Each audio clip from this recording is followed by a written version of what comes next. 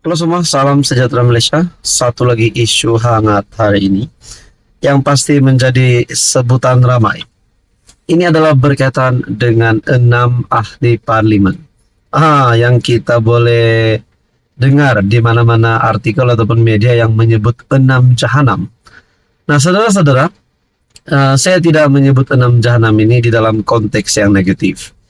Tetapi ini menjadi gelaran kepada 6 ahli parlimen bersatu ini yang menyatakan sokongan terhadap kerajaan ataupun Anwar Ibrahim, di mana ke-6 ahli parlimen ini datang daripada parti pembangkang.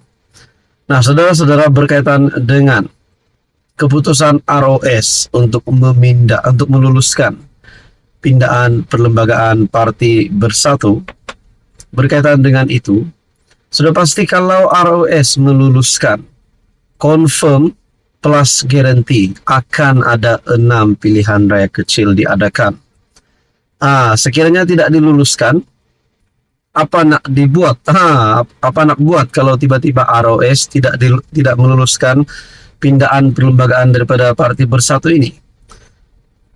Dalam satu perkongsian daripada Syahbudin Husin, kos PRK adalah kecil.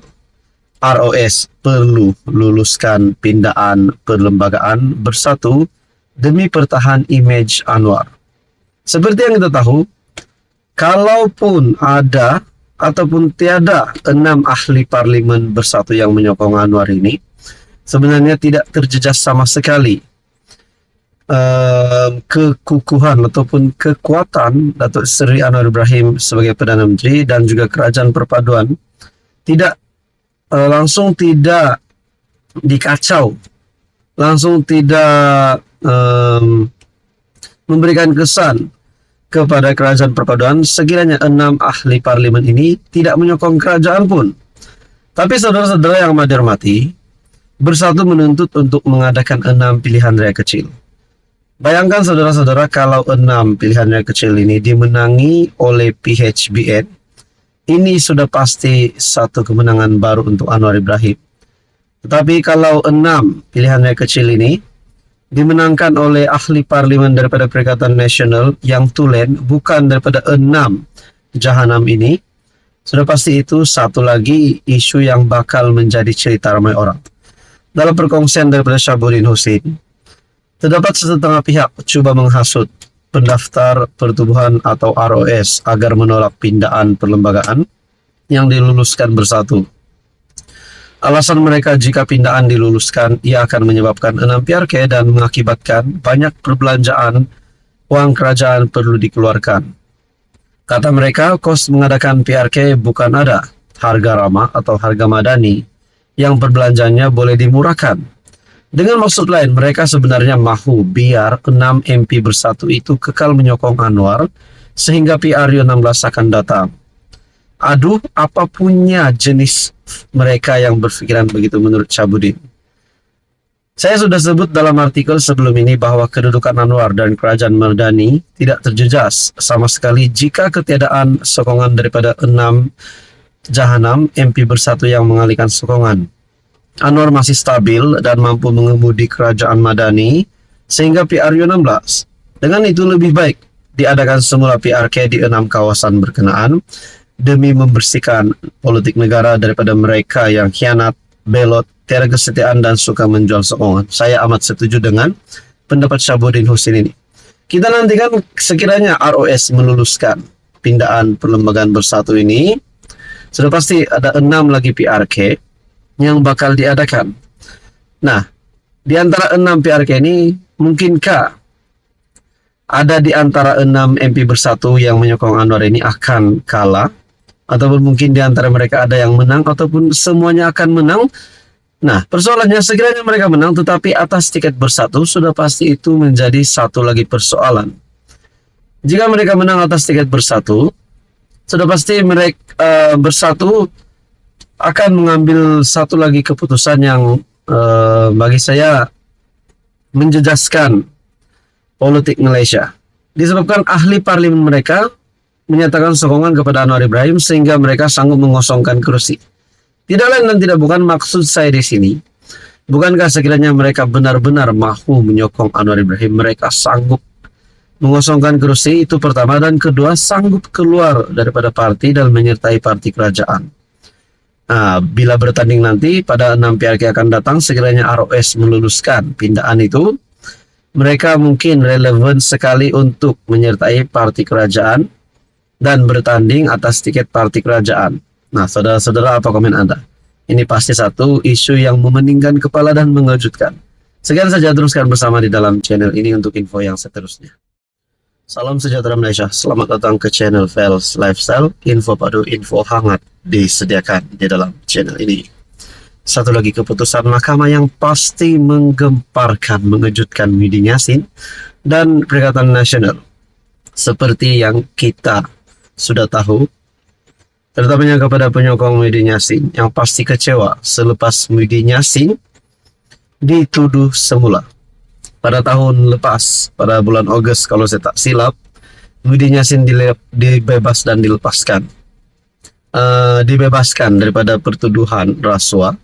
Dan yang terkini, sekali lagi Muhyiddin Yassin dituduh semula.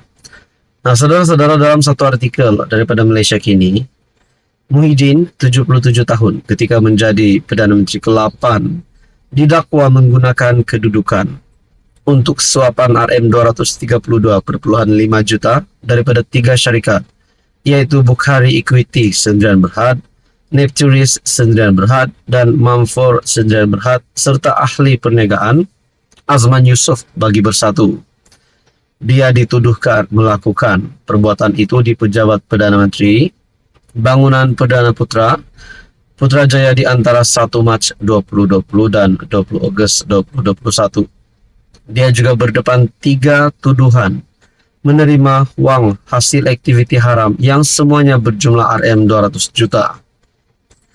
Susulan 4 pertuduhan itu, didakwa tidak mendedahkan kesalahan mengikut Seksyen 23 dalam kurungan 1 Akta SPRM.